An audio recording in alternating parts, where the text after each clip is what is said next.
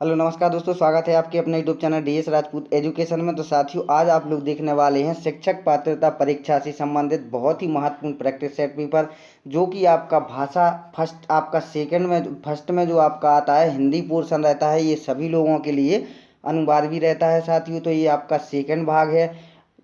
इसके पहले दोस्तों आप लोगों के लिए भाग फर्स्ट में आपको बाल विकास जो आता है, बाल विकास के क्वेश्चन करा दिए गए हैं। ये आपका भाग सेकंड है, जो कि वहाँ पर आपको पहले भाग में आपको 1 नंबर से 30 नंबर तक के क्वेश्चन प्रोवाइड करा दिए गए थे साथियों। ये आपका सेकंड पोर्शन है, जिसमें कि आपका हिंदी का पोर्शन रहेगा और ये आपका 31 नंबर से क्वेश्चन इसमें रहेंगे। ठीक है, इसके बाद आपका जो सेकंड थर्ड लैंग्वेज आएगा वो आपको करा दिया जाएगा भाग 3 का। ठीक है, तो इसके आगे से क्वेश्चन आप लोग वहाँ देखेंगे। ठीक है, तो अगर आपने पहला पोर्शन नहीं देखा है तो आप लोग ज़रूर देखिएगा, उसको आपको डिस्क्रिप्शन बॉक्स में मिल जाएगा या फिर आप लोग वीडियो में जा करके देख सकते हैं। ठीक है, तो सभी भावी अध्यापकों का स्वागत है साथियों। आप लोगों को ये पूरा का पूरा प्रैक्टिस सेट पेपर देखना है। अगर आपको आंसर आते हैं तो आप लोग ज़रूर कमेंट में बताते चलिएगा। ठीक है, तो देखते हैं अपन लोग पहला क्वेश्चन। यहाँ पर दिया हुआ है कि सभा शब्द का पर्यायवाची कौन सा नहीं है।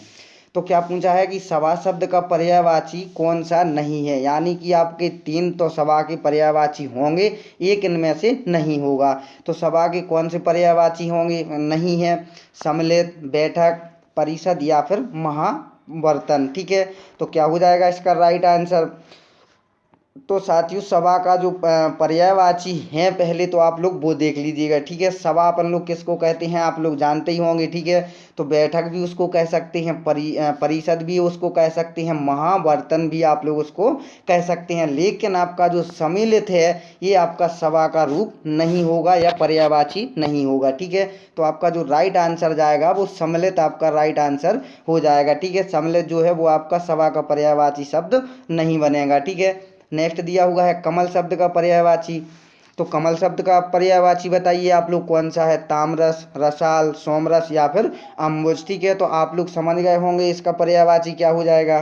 तो आप लोग ज़रूर कमेंट करते चलिएगा, या अगर आप लोग चाहें कि एक साथ अपने नंबर काउंट करके बताएंगे कमेंट बॉक्स में, तो आप लोग ज़रूर लास्ट में बताइएगा। ठीक है, तो यहाँ पर क्या दिया हुआ है आपका कमल शब्द का आपको पर्यायवाची बताना है। ठीक है, तो आपने देखा होगा अम्बुज, नीरज। ठीक है, ये आपका क्या हो जाएगा? पर्यायवाची हो जाएगा किसका? कमल का। ठीक है, तो ये आपका राइट आंसर हो जाएगा। ठीक है, नेक्स्ट देखते हैं मनमाना में कौन सा समास है। तो मनमाना में कौन सा समास हो जाएगा? अव्ययीभाव, बहुव्रीहि, तत्पुरुष या फिर कर्मधार। ठीक है, तो मनमाना में कौन सा समास हो जाएगा आपका?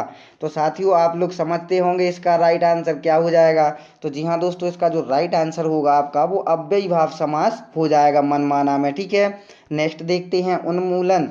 उन्मीलन शब्द का विलोम है। ठीक है, तो उन्मीलन का विलोम शब्द क्या हो जाएगा? अवमीलन, अनुमीलन, निमीलन या फिर सुमेलन। ठीक है, तो क्या हो जाएगा इसका राइट आंसर उन्मीलन शब्द का विलोम? तो जी हाँ दोस्तों, इसका जो राइट आंसर होगा वो आप लोग भी बताइएगा। तो उन्मीलन, उन्मीलन का निमीलन। ठीक है, आपका क्या बनेगा? निमीलन। ठीक है, यानी कि तीसरा जो विकल्प है आपका राइट आंसर हो जाएगा। ठीक है, तो साथियों आपको पूरी की पूरी वीडियो देखना है, इसके बिल्कुल भी मत करना है, वीडियो को थोड़ा देखना मना है। ठीक है, अगर आप लोग देखिएगा तो वीडियो को पूरा देखिएगा, पूरा वॉच करिएगा दोस्तों, बहुत महत्वपूर्ण क्वेश्चन है। क्या पता आपको यही क्वेश्चन पेपरों में मिल जाए। ठीक है, इसलिए आपसे कहता हूँ जब भी आप लोग कोई भी प्रैक्टिस सेट पेपर देखिएगा पूरा का पूरा देखिएगा दोस्तों। ठीक है, अगर आप लोग स्किप करते हैं या वीडियो को आगे बढ़ाकर देखते हैं तो आप लोग अपना स्वयं का नुकसान करने वाले हैं। ठीक है, तो यहाँ पर क्या पूछा जा रहा है? अधिकृत शब्द का विलोम है। तो अब अधिकृत का क्या हो जाएगा? अनाधिकृत, अनाधिकारिक, अनधिकृत या फिर प्राधिकृत। ठीक है, तो अधिकृत शब्द का विलोम क्या हो जाएगा? तो इसका आप लोग जानते ही होंगे कि जो आपका अधिकृत शब्द का विलोम होएगा, ठीक है, वो क्या हो जाएगा? वो अनधिकृत हो जाएगा। अधिकृत है, अनधिकृत। ठीक है, आपका तीसरा जो विकल्प है आपका राइट आंसर हो जाएगा। ठीक है, नेक्स्ट देखते हैं टकसाल का तत्सम रूप आपको बताना है। ठीक है, तो टकसाल का तत्सम रूप क्या हो जाएगा? टंकशाला, टकसाला या फिर टकसाला या फिर टंकसाल। ठीक है, तो टकसाल का तत्सम रूप आपको क्या हो जाएगा? आप लोग बताइएगा। तो दोस्तों जो टकसाल का आपका तत्सम रूप होगा वो आपका टंकशाला, ठीक है, आपका टंकशाला आपका राइट आंसर हो जाएगा, यानी कि जो पहला विकल्प है आपका वो राइट आंसर हो जाएगा, ठीक है। नेक्स्ट देखते हैं 37 नंबर, अकार शब्द का तद्भव रूप बताना है आपको, ठीक है। तो अकार शब्द का तद्भव रूप क्या हो जाएगा, अकाम, अकारत, इनमें से कोई नहीं, या फिर अकाज, ठीक है। तो क्या हो जाएगा इसका राइट आंसर। तो साथियों ये आपका हमेशा ऑप्शन चौथे विकल्प में आता है, गलती से आपका यहाँ पर छप गया है, ठीक है, लेकिन आपको आंसर सही बताना है, ठीक है, कोई भी हो आपका। आकार शब्द का तद्भव रूप क्या हो जाएगा, तो आकार का जो तद्भव रूप हो जाएगा साथियों वो अकाज हो जाएगा, ठीक है, क्या हो जाएगा, अकाज, ठीक है, अकाज। आपका चौथा जो विकल्प है वो आपका राइट आंसर हो जाएगा, ठीक है। नेक्स्ट क्वेश्चन देखते हैं। तो दोस्तों यहाँ पर बहुत ही महत्वपूर्ण क्वेश्चन आपके सामने दिया हुआ है, लिगवा फोन किस प्रकार की सहायक सामग्री है, दृश्य सामग्री, दृश्य श्रव्य उपकरण, या फिर श्रव्य उपकरण, या फिर ये सभी, ठीक है। तो इसका क्या राइट आंसर हो जाएगा। तो साथियों इसका जो राइट आंसर हो जाएगा, जो लिगवा फोन होता है वो आपका श्रव्य उपकरण होता है, ठीक है। तो आप लोगों ने ये पढ़ा होगा और आप लोगों ने शायद देखा भी होगा, ठीक है। तो क्या हो जाएगा आपका राइट आंसर। तो दोस्तों इसका जो राइट आंसर होगा वो आपका श्रव्य उपकरण हो जाएगा। लिगवा फोन किस सामग्री में आता है, श्रव्य उपकरण में आपका आता है, ठीक है। नेक्स्ट क्वेश्चन देखते हैं, कहानी शिक्षण में किस बात को ध्यान में रखना आवश्यक है, उसमें गतिशीलता एवं क्रमबद्धता हो, या कथा वस्तु में भयानकता एवं विभत्सा ना हो, या फिर कथा वस्तु बालकों के स्तरानुसार हो, ठीक है, या फिर आपका उपरोक्त सभी। तो क्या हो जाएगा इसका राइट आंसर, कहानी शिक्षण में किस बात को ध्यान में रखना आवश्यक होता है, ठीक है। तो इसका क्या राइट आंसर बनेगा। तो साथियों कहानी शिक्षण में जो बात को ध्यान रखना होता है उसमें गतिशीलता एवं क्रमबद्धता होनी चाहिए, ठीक है। कथा वस्तु में भयानकता एवं विभत्सा ना हो, ठीक है, जिससे कि वो उसको पढ़ने में रुचि ना हो, ठीक है, रुचिपूर्ण ना हो, इसलिए उसमें भयानकता और विभत्सा ना हो, ठीक है। नेक्स्ट देखते हैं, कथा वस्तु बालकों के स्तरानुसार हो, ये भी आपका पॉइंट महत्वपूर्ण हो जाएगा, क्यों, कथा वस्तु बालकों के अनुसार होगी तभी तो वो रुचिपूर्ण लगेगी उनके लिए, ठीक है। तो इसलिए कहानी शिक्षण को ध्यान में रखना ये सभी बातें आवश्यक हो जाएंगी, ठीक है। तो उपरोक्त सभी कथन जो है आपके वो राइट हो जाएंगे, ठीक है। नेक्स्ट देखते हैं, मूल्यांकन से तात्पर्य है। तो मूल्यांकन से क्या तात्पर्य होता है, छात्रों के व्यवहार परिवर्तन की जानकारी, सतत चलने वाली प्रक्रिया, उद्देश्यों की पूर्ति का सीमांकन, या फिर उपरोक्त सभी, ठीक है। तो मूल्यांकन से तात्पर्य क्या होता है। तो दोस्तों जो मूल्यांकन से तात्पर्य होता है वो छात्रों के व्यवहार में परिवर्तन की जानकारी भी हमें मिलती है मूल्यांकन से, ठीक है। और मूल्यांकन कैसा है, सतत चलने वाली प्रक्रिया भी है, ये भी राइट हो जाएगा। नेक्स्ट देखते हैं, उद्देश्यों की पूर्ति का सीमांकन भी मूल्यांकन से होता है, ठीक है। यानी कि इसका भी जो राइट आंसर होगा ये सारे के सारे यानी उपरोक्त सभी आपका आंसर सही हो जाएगा, ठीक है। नेक्स्ट देखते हैं, जिसके सिर पर चंद्रमा हो उसके लिए उपयुक्त शब्द क्या हो जाएगा, चंद्रशेखर, चंद्रशिखर, चंद्र ग्रहण, या फिर चक्रधर। तो क्या हो जाएगा एक शब्द इसके लिए, जिसके सिर पर चंद्रमा हो उसको अपन क्या कहेंगे। तो साथियों इसका तो आपको आंसर मालूम ही होगा कि जिसके सिर पर चंद्रमा हो यानी कि चंद्रशेखर, ठीक है। तो ये आपका पहला जो ऑप्शन है वो आपका राइट आंसर हो जाएगा, ठीक है। नेक्स्ट देखते हैं, जो सब कुछ जानता हो उसके लिए एक शब्द क्या बनेगा, सर्वज्ञ, बहुज्ञ, ज्ञानी, या फिर त्रिकालज्ञ, ठीक है। तो क्या हो जाएगा, जो सब कुछ जानता हो उसको अपन एक शब्द में क्या कह सकते हैं, ठीक है। तो उसको अपन कह सकते हैं सर्वज्ञ, ठीक है। ये पहला जो ऑप्शन है आपका वो राइट आंसर हो जाएगा, ठीक है। नेक्स्ट क्वेश्चन देखते हैं।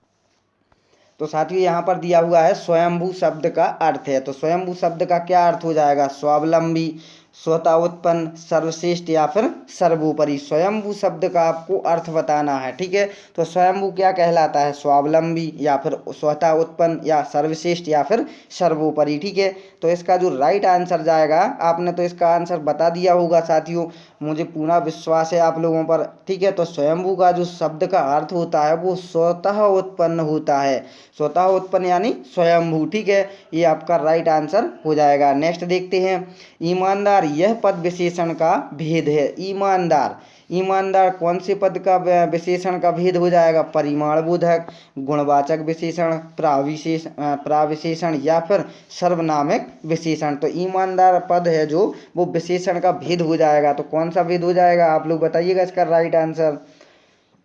तो ईमानदार व्यक्ति किसको कहते हैं? ईमानदार यानी कि उसके गुण का बखान किया जा रहा है कि यह व्यक्ति बहुत ईमानदार है। ठीक है, तो उसका किसी भी चीज़ का अगर आप लोग गुण बताओगे तो क्या आ जाएगा? वो गुणवाचक विशेषण हो जाएगा। ठीक है, ईमानदार है यानी कि उसका ये गुण तो हो जाएगा। ठीक है, ईमानदार यानी कि उसका गुण है ये। ठीक है, क्या है? ईमानदार है वो व्यक्ति। ठीक है, तो ये आपका गुणवाचक विशेषण में आपका राइट आंसर चला जाएगा। ठीक है, नेक्स्ट क्वेश्चन देखते हैं। निम्नलिखित में कौन सा शब्द विशेषण नहीं है? तो विशेषण जो नहीं है वो बताना है। विषाद, निकृष्ट, उत्कृष्ट या धृष्ट। ठीक है, तो विशेषण जो इनमें से नहीं है आपको वो शब्द को छांटना है। विशेषण नहीं है वो आपको छांटना है, जो विशेषण है वो नहीं छांटना है आपको। ठीक है, तो आपका क्या राइट आंसर हो जाएगा?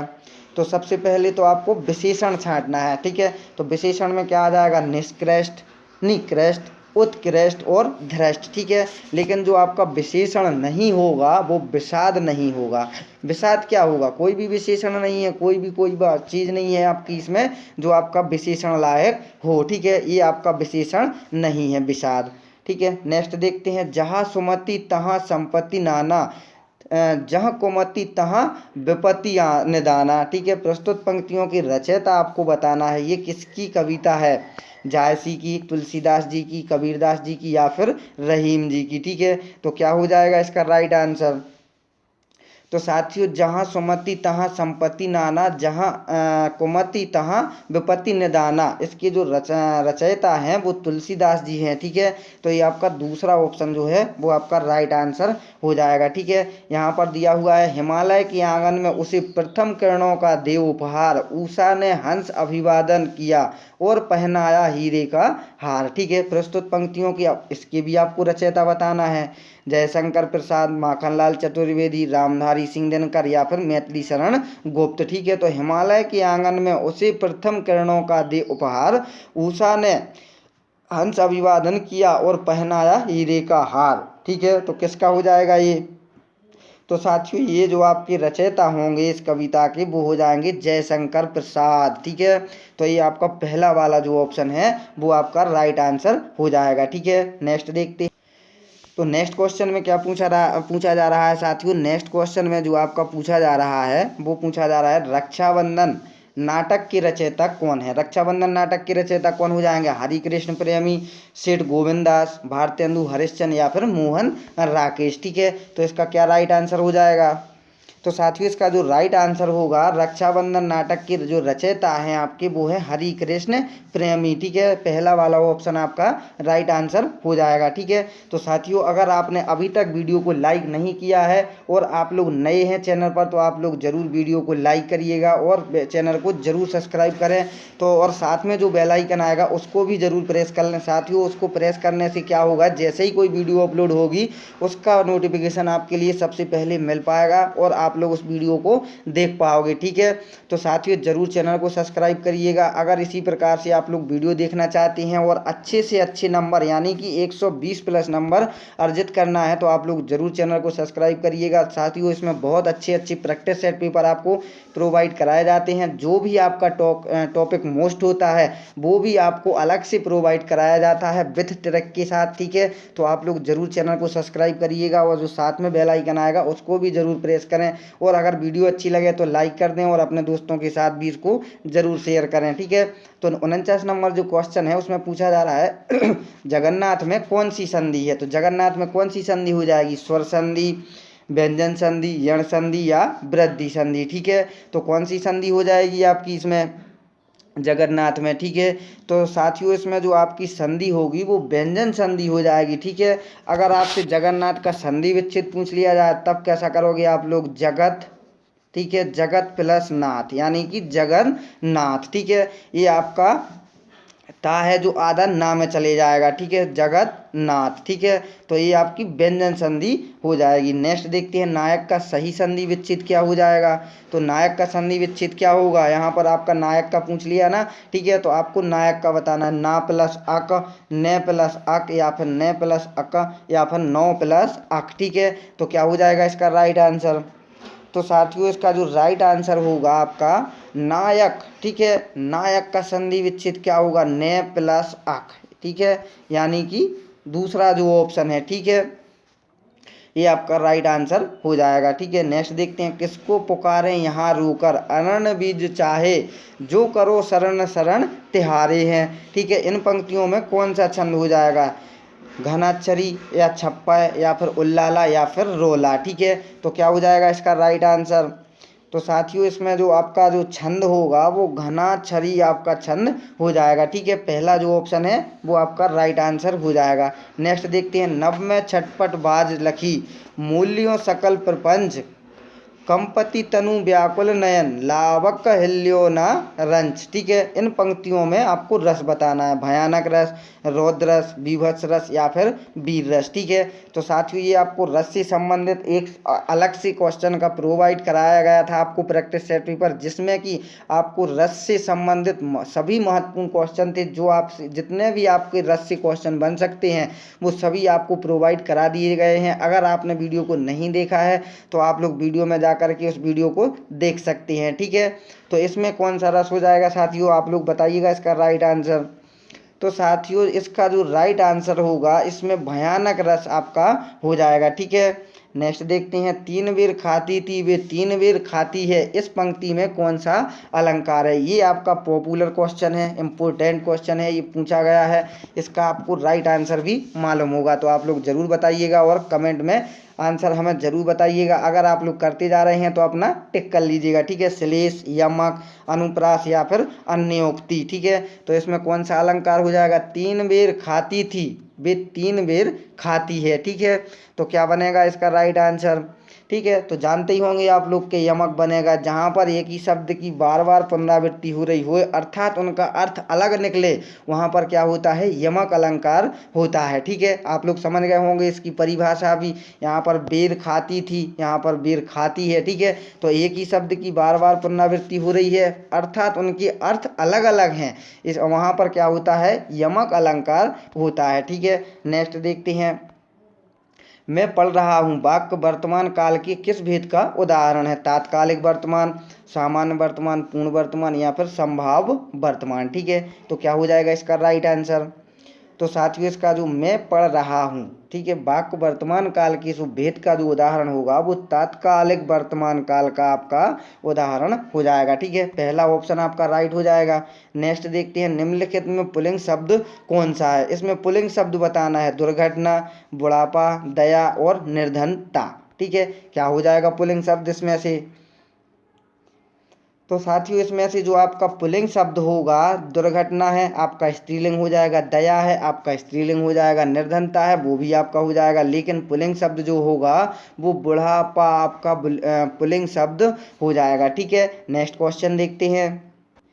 अब साथियों आपको यहाँ पर 55 से लेकर के 60 नंबर तक की जो क्वेश्चन है यहाँ पर दिया हुआ है कि इस पद को आपको पढ़ना है और पढ़ने के बाद आपको लास्ट में जो क्वेश्चन आंसर होंगे उसके आंसर इसी में से मिलेंगे। ठीक है, तो साथियों ये हमेशा आता है आपको यूपी टेट में 5 से 15 नंबर तक के आपके ऐसे ही पैराग्राफ से क्वेश्चन पूछ लिए जाते हैं, जो कि आपके लिए एक लॉलीपॉप होता है, बहुत ही आपका सरल होता है और आपको क्या करना होता है, इसको पढ़ना होता है और आंसर भी बताना होता है। तो आप लोग इसको पढ़ लीजिएगा साथियों वीडियो रोक करके। ठीक है,